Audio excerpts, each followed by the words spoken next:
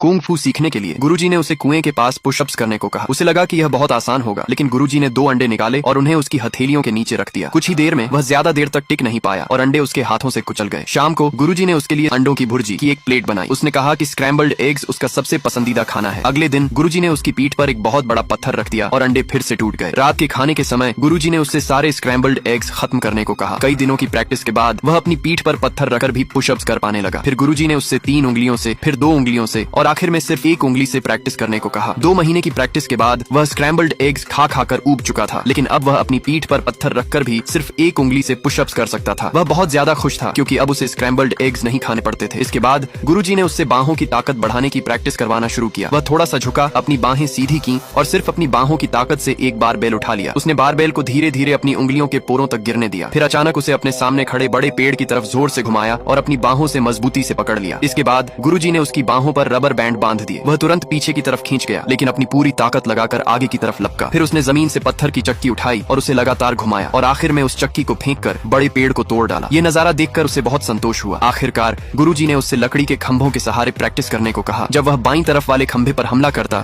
तो दाईं तरफ वाला खंभा उस पर हमला करता। हम लोगों को झेलना ही मार्शल आर्ट सीखने का आखिरी पड़ाव होता है।